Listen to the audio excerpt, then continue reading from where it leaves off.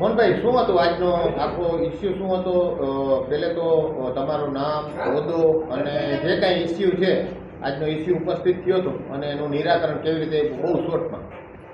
આજે હું મોહનભાઈ બારાઈ, આદર્શ મત્સ્યોદ્યોગ સેવા સહકારી મંડળી અહીંયા બંદર ખાતે કાર્યરત છે. આજનો ઇસ્યુ એવો હતો કે જે અમારા બોટના રજિસ્ટ્રેશનની સાથે સાથે અમારે ફિશિંગની અંદર એક લાયસન્સ ઇસ્યુ કરવામાં આવે છે મત્સ્યોદ્યોગ વિભાગ તરફથી. એ ફરજિયાત લઈ જવાનું રહે છે. ને આ લાયસન્સ જે ઇસ્યુ થાય છે એ 2003 ફિશરીઝ એક્ટ પ્રમાણે કરવામાં આવે છે. અને અત્યાર સુધી જે ફિશિંગ અમે કરી છે એ કાયદાને આધીન જ કરી હતી. પણ હમણાં ખબર નહીં કે ઓખાના મત્સ્યોદ્યોગ કચેરી દ્વારા છેલ્લા 1.5-2 મહિના ત્યાં લાયસન્સ રિન્યૂ કરવામાં નહોતા. તો એની રૂબરૂ મુલાકાત અમે 5-7 દિવસ પહેલાં લીધી. તો એને કીધું કે ભાઈ તમે આ ફિશરીઝ એક્ટ પ્રમાણે આટલી લગભગ કેટલી યાદીઓ, 39 જેવી યાદીઓ અમને સમજાવી કે જે અમે અગાઉ સાંભળી જ નથી આટલા વર્ષોમાં. અને અન્ય બંદરોમાં પણ આવી રીતે કોઈ આ નિયમ કે એવા લાગુ હતા નહીં. એટલે અમે એને રૂબરૂ મળ્યા કે ભાઈ આ રીતે કરવા જશો તો અમારી કોઈ ઓખાની બોટ ફિશિંગમાં નહીં જાય.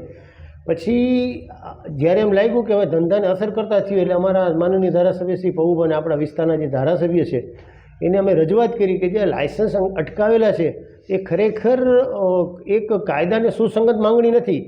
2003માં એક્ટ થઈ ગયો, જેને 22-23 વર્ષ થઈ ગયા પછી પણ આ હવે અમલવારી કરતી હતી. એટલે માછીમારો પણ સંપૂર્ણ આઝાદ હતા. તો આનો કોઈ સુખદ આવે અંત એના માટે થઈને ધારાસભ્યશ્રીને રજૂઆત કરી અને માછીમારોના માન ખાતર અને જે ઓખાની સંપૂર્ણ રોજગારી આધારિત છે એવો વ્યવસાય છે એને ધ્યાનમાં લઈ અને આજ ધારાસભ્ય શ્રી પપ્પા ઓખાની મુલાકાતે આવ્યા હતા.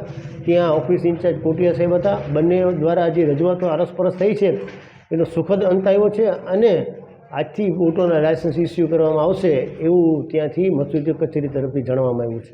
મોહનભાઈ, છેલ્લો પ્રશ્ન કે જો આ લાયસન્સ રિન્યુ ન થાય અને માછીમારો જે વ્યવસાય છે તે પડી ભાંગે તો કોને શું અસર થાય?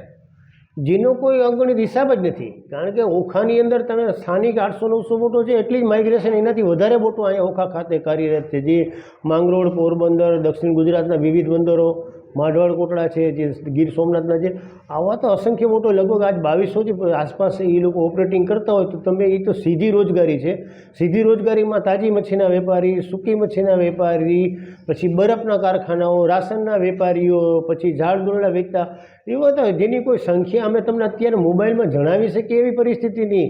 અને આ જ ગંભીર સમસ્યાને ધ્યાને લઈ આ તો તમને મેં ડાયરેક્ટ રોજગારી કીધી. ઇનડાયરેક્ટ તમે જો તો કેટલી રોજગારી નભાયેલી છે. ટ્રાન્સપોર્ટેશન છે, બરફ અંગેનું ટ્રાન્સપોર્ટેશન છે. આવી અસર કરતા જે મુદ્દો હતો એના હિસાબે ધારાસભ્ય શ્રી અંગત રસ લઈ અને આજ માછીમારોને સાથે રાખી અને ઓખા કચેરી ખાતે આવ્યા હતા અને તેનો સુખદ અંત આવ્યો છે.